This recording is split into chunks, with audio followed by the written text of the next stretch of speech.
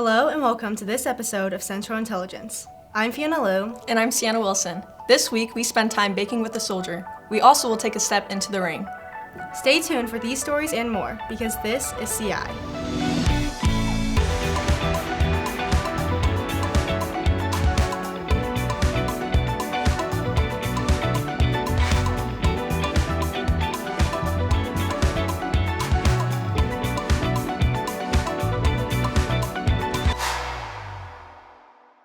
A national teacher shortage is a growing concern across the country. Leah Strange and Adelaide Trumple sit down to discuss the issue with teachers in Missouri.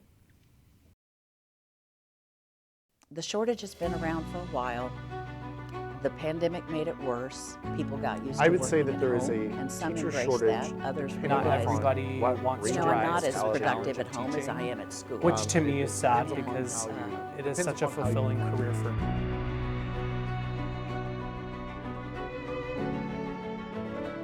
If we're going to have a thriving democracy, we have to have a thriving public school system.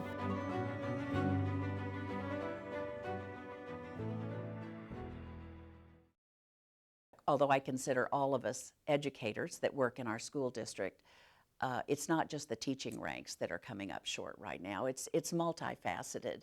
There's lots of shortages in STEM fields because unfortunately teaching, especially when it comes to the science, is not viewed as a high value job. I think teaching and education, especially the teaching profession, is extremely difficult. I think there's a lot of challenges that are presented, especially to public school teachers.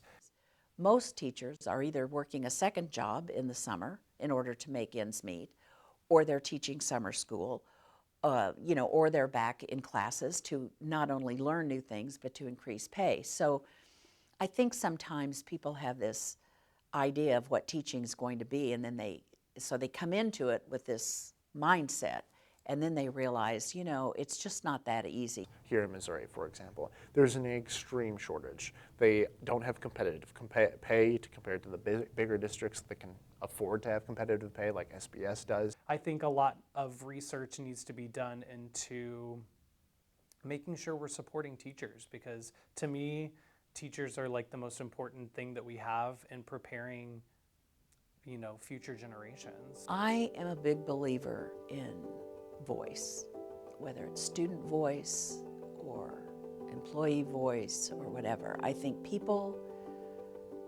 in order to keep the very best and the brightest and the most capable in the teaching profession, I think we need to listen to what they have to say. So our students and families that are participating in public education in Southwest Missouri, I think they're in good hands. I really do. From Marine to Mom, Angel Casey has always loved baking. Edie Ferguson and Sienna Wilson discover the recipe for success for her online bakery, Angel's Joyful Creations. I was born in South Dakota. My grandma taught me how to bake when I was about 10 years old. I joined the Marine Corps at 17. I have 3 boys, Arius, Sawyer, and Joe. Arius is 4, Sawyer is 3, and Joe is 1. My husband and I both served in the Marine Corps. My husband deployed to Iraq. Transitioning out was a lot easier for me than it was for my husband. My husband still got the Marine mindset. Mine's a little less, mine's a little more mom mode. It's a lot easier for me than it is for him right now. We've been making it. We've been blessed with the opportunities the Marine Corps has given us. I've got my associate's degree in business through the Marine Corps paying for it. Getting out of the military, I was given 100% disability for PTSD. I am one of those people who don't like to take medication. I'm terrible about remembering it, so I didn't want my whole life to revolve around, did I remember taking my meds this morning, did I not? So I found the joy in baking. I had sent my husband's family, they've got like a group chat on Facebook, I sent them a list of names, and Angel's Joyful Creations was on there. His older sister had said that she really sees the joy that baking has given me, and so I'm trying to not only incorporate what I know of mental health into baking, but also trying to get people the love of eating food and understanding that most foods are healthy for you. I want to make this business a voice for mental health issues, because it is. I mean, there's so many ways and so many avenues that people can go from dealing with mental health without being on medication. And I want this business to be like a big standing point where people can say, hey, she's dealing with all of these issues from PTSD, but she's dealing with it through baking instead of through medication. So maybe I can find something that can help reconnect me to the life I was before the traumatic incident where the mental health issues happened.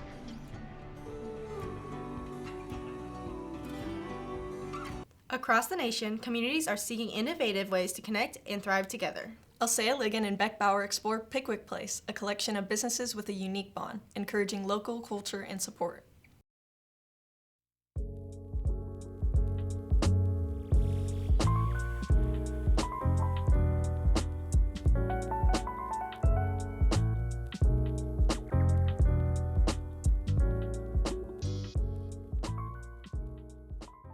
The historic Roundtree neighborhood is home to students, families, and an array of local businesses, all nestled close to the Missouri State University campus. Despite its proximity to campus, the neighborhood easily blurs the lines between a commercial and residential zone. The gathering of local businesses centered on the corner of Cherry and Pickwick have been aptly named Pickwick Place. Pickwick Place is the dream because not only do we have amazing food and drinks and shopping over here, but also the tight-knit community of Roundtree. Everybody is super kind and welcoming. As a business that's women-owned and LGBTQ-owned, being welcomed by our neighbors and feeling a part of the neighborhood really was super important to us, and we didn't necessarily feel that way in our previous location. So when we moved here and felt that love and camaraderie of this neighborhood, it really showed us that we made the right decision. You know, I've had people from different businesses reach out to me and say, hey, we're doing this, if you want to be involved, we're doing that, or just coming to me for services or for products. So that's been really helpful and really nice. And then they refer their clients to me, so that's been really nice. So it's just kind of like businesses supporting businesses. We all give each other discounts too, so it is easier for us to shop at the businesses that we're involved with and that we're close to in this community. So people are just really friendly around here, which, the Midwest is friendly. Springfield's a friendly community, but this neighborhood in particular, just people seem to really know all their neighbors. Everybody's kind of on a first name basis, and that's really cool because Springfield is a bigger town, and to feel like, you're on a first name basis with the people that shop and come in and stuff is a pretty good feeling. For Central Intelligence, this has been Alsea Ligon and Beck Bauer.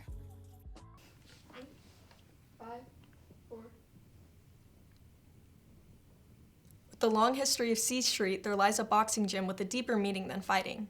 Adrian Kamutu and Rocco Otto Jenkins takes us into the ring, and we discover there's more to boxing than just landing a punch.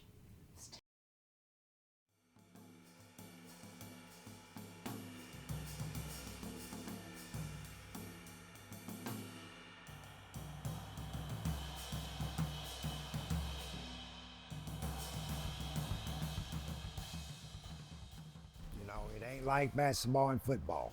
You don't have no timeouts.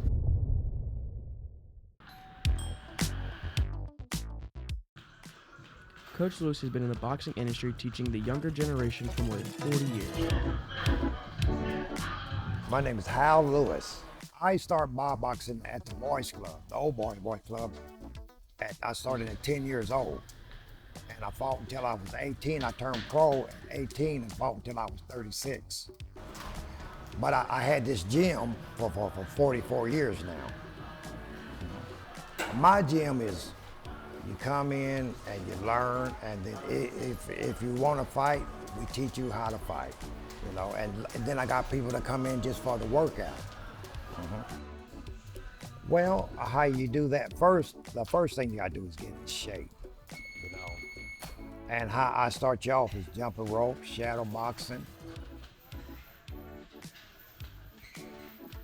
Now it's time to step into the ring and spar. Not against an opponent, but your partner. This is where fighters are made. Now amateur boxing, you only go 3 rounds, you go a minute and a half or 2 minutes. After you turn open, that's after 10 fights. It's still three rounds, but you go 3 minutes. Just like any other sport, there's a handful of challenges. Coach Lewis helps fix that. The biggest challenge The biggest challenge is keeping up with boxing. You know, MMA is just almost as big as boxing is now, you know. Oh, that's easy.